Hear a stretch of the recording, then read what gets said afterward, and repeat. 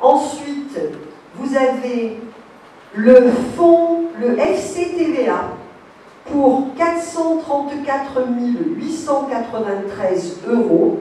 Le fonds de compensation de la TVA, c'est une dotation d'État qui est versée aux collectivités territoriales et à leurs groupements et qui est destinée à assurer une compensation à un taux forfaitaire qui est de 16,4%, qui est donc inférieur au taux de la TVA, qui, vous le savez, le taux normal est à 20%.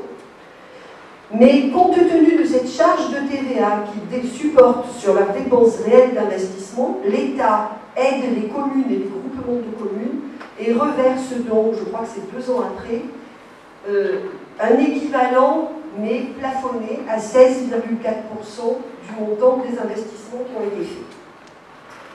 Ensuite, nous avons des taxes d'aménagement que nous espérons pour 100 000 € et nous atteignons ainsi un montant de ressources réelles pour 2020 espéré de 1 918 636 €, auquel s'ajoute le virement de notre budget de fonctionnement 2020 au budget d'investissement dont nous avons parlé tout à l'heure, dont nous avons étudié la section de fonctionnement pour 1 021 198 €.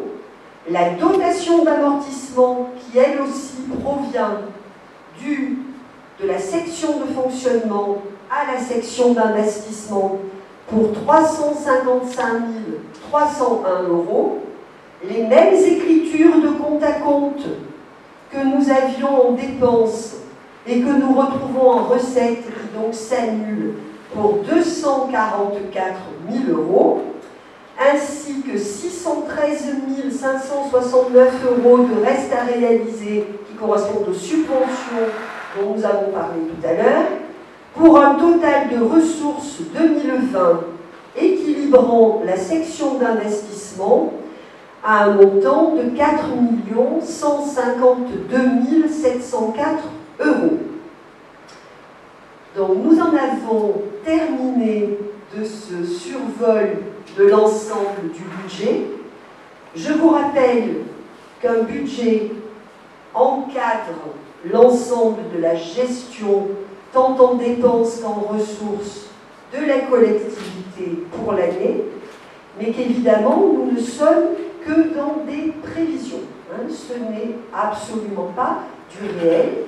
Alors, ce qui change un peu sur cette année si particulière, c'est que faisant un budget au 7e mois de l'année, une grande partie des dépenses comme des ressources sont déjà connues ou anticipées de manière plus fine que ce que ça peut l'être habituellement. Donc je repasse la parole à Monsieur le maire. Bien, merci Michel, c'était assez exhaustif. Alors, y a-t-il des questions, des remarques sur ce budget? Oui, madame. Oui, donc nous ne voterons pas contre ce budget. Je parle des bases dont vous parlez, oui. Donc nous ne voterons pas contre ce budget qui reprend presque la totalité du DOB que nous avons présenté le 11 mars 2020 et qui a déjà été en grande partie réalisé sous notre mandature, comme l'a dit Madame Salle.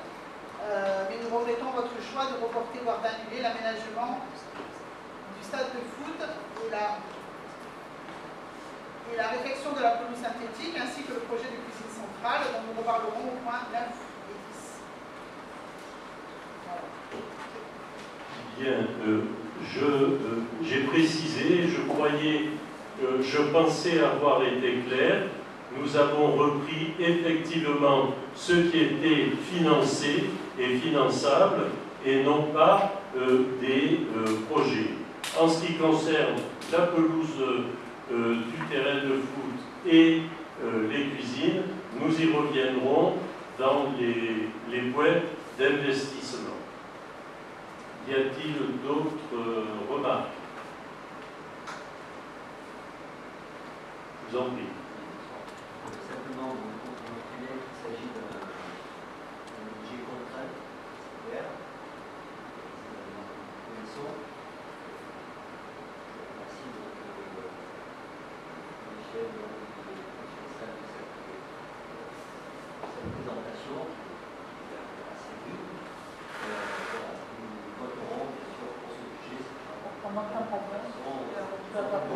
Le micro est normalement...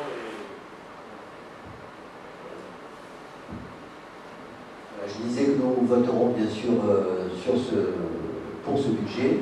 Je retiens simplement des chiffres importants et inquiétants. Les charges de personnel, j'ai fait dans le budget prochain, sont contraintes aussi d'ailleurs, qui s'élèvent à 57%, qui sont importants.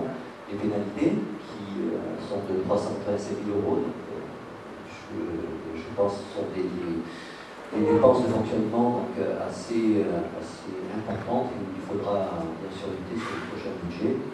Et sur l'investissement, bien sûr, je crois bien que là, vous avez ce budget en cours. Donc nous voterons pour. Merci. Merci. Y a-t-il d'autres questions, d'autres remarques?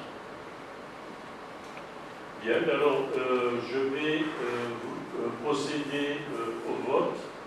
Donc je rappelle, comme c'est la règle, que vous avez eu une note synthétique de présentation. Donc, qui est contre ce budget? Qui s'abstient? Je vous remercie. Le budget est approuvé à l'unanimité. Le point suivant de l'ordre du jour, taux des impôts locaux. Alors, je rappelle que l'une de nos promesses de campagne était de ne pas augmenter les taux d'imposition en ce qui concerne la commune. Donc, c'est ce que nous avons fait. Le conseil municipal est appelé à se prononcer sur les taux d'imposition proposés pour 2020, voire donc page 82 du budget primitif, comme ça vous a été annoncé. La taxe sur le foncier bâti, 24,80%.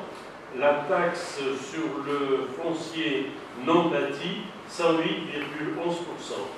Considérant la réforme fiscale portant suppression de la taxe d'habitation à compter de 2023, le taux de cette taxe demeure celui de 2019, soit 11,13%.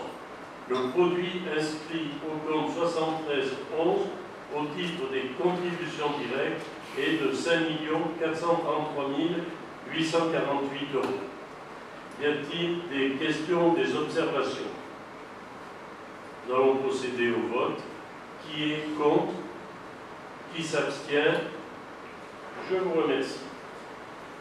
Les dépenses imprévues, Michel, si tu veux bien reprendre la parole. Oui. Alors, je vous propose de délibérer sur les crédits consacrés aux dépenses imprévues inscrites au budget primitif 2020. En section de fonctionnement, compte 022, alors il y a une coquille, il y a marqué budget primitif 2019, c'est budget primitif 2020. En section de fonctionnement, compte 022, 28 093,61 €. Il est précisé que ces dépenses sont limitées à 7,5% des dépenses réelles du budget et le maire doit rendre compte au plus proche conseil municipal de l'utilisation de ce crédit quand c'est le cas. Vous remarquerez que ce montant de dépenses imprévues est volontairement relativement bas. Habituellement, il y a plus. Là aussi, ça s'explique parce que nous sommes déjà au 7e mois de l'année et ça s'explique aussi parce que le budget de fonctionnement est extrêmement contraint et que nous n'avons pas beaucoup de marge de manœuvre. Merci. Y a-t-il des questions ou des remarques? Oui.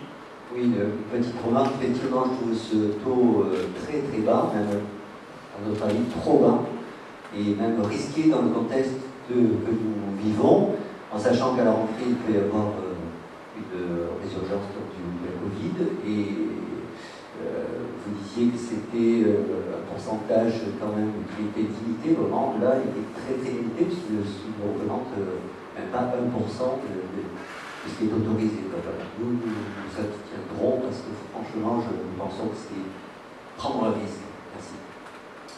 Merci. D'autres remarques? Alors, qui est contre? Qui s'abstient?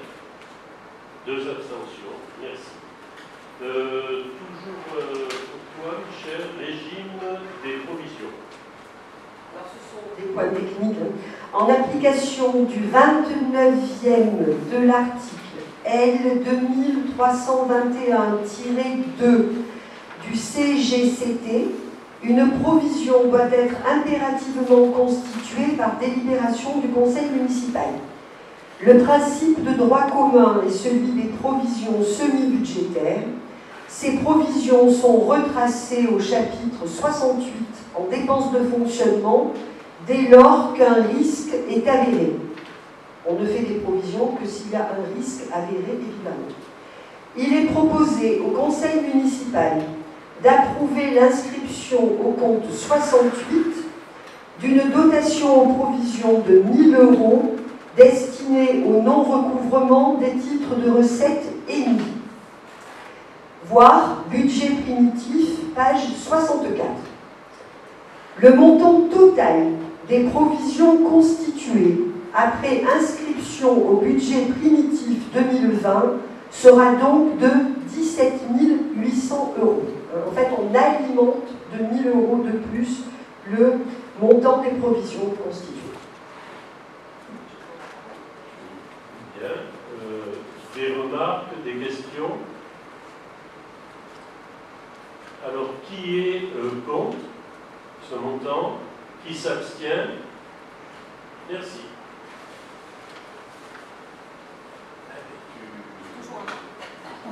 Garde le micro. Heureusement que j'ai écouté le livre. Donc, on en a parlé tout à l'heure, quand je vous ai présenté le budget primitif. Il s'agit de cette fameuse régularisation d'état de l'actif. Je vous propose d'approuver l'inscription d'un crédit de 212 000 € destiné à procéder à la mise à jour de l'état de l'actif de la commune à la demande du comptable public et d'imputer sur les comptes définitifs les immobilisations telles que présentées dans la note de synthèse pour un montant de 212 000 €. Il s'agit d'une opération d'ordre budgétaire patrimonial équilibrée par l'inscription d'une recette équivalente d'investissement du même montant exactement imputé sur le compte 2318 du budget primitif de la commune pour 2020. On en a parlé tout à l'heure, on a la même somme en recettes, en ressources et en dépenses, et il s'agit simplement d'imputer dans des comptes différents. Voilà, merci. Donc on a compris qu'il s'agissait d'une opération blanche. Y a-t-il des questions, des remarques? Qui est contre? Qui s'abstient? Merci. Point suivant, révision du plan local d'urbanisme. Laurent, notre adjoint à l'urbanisme.